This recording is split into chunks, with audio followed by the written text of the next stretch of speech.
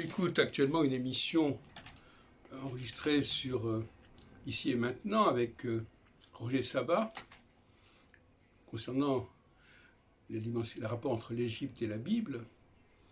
Et je suis frappé par un manque de contrôle du discours. Par exemple, on nous dit tel élément, tel symbole vient de l'Égypte. Qu'est-ce que ça veut dire vient de?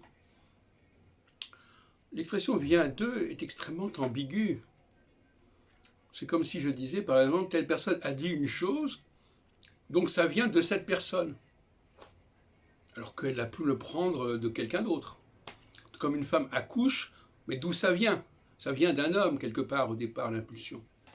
Et là, par exemple, il y a deux théories qui peuvent être proposées, et il faudrait quand même les avoir toutes les deux en mémoire et en tête. D'une part, on peut dire que tel élément s'origine dans telle tradition, mais qu'est-ce que ça veut dire? Est-ce que ça veut dire que cette tradition a influé sur le texte en question? Et qu'est-ce que ça veut dire influer? C'est extrêmement ambigu, pourquoi? Donc, je vous laisse un tout petit peu de temps de réflexion, mais c'est énorme. Soit l'élément en question vient réellement de cette source, soit il est emprunté à cette source. Dans ce sens-là, puisqu'il est emprunté à cette source, on peut dire aussi qu'il vient de cette source. Mais ce n'est pas du tout la même chose.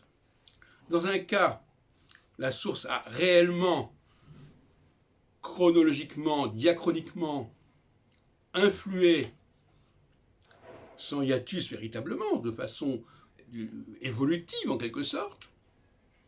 Et dans l'autre cas, il y a un hiatus, c'est-à-dire qu'on a pris à tel endroit, dans telle source, telle information, et on l'a récupérée. Sans qu'il y ait un lien réel entre les deux plans. Par exemple, on peut très bien dire que les rédacteurs de la Bible, et notamment du livre de l'Exode, ou de la Genèse, ont emprunté lourdement à telle et telle tradition. Mais ça ne veut pas dire que ces traditions ont débouché naturellement et nécessairement sur la Bible.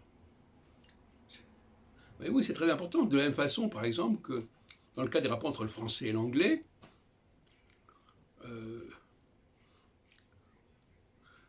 l'anglais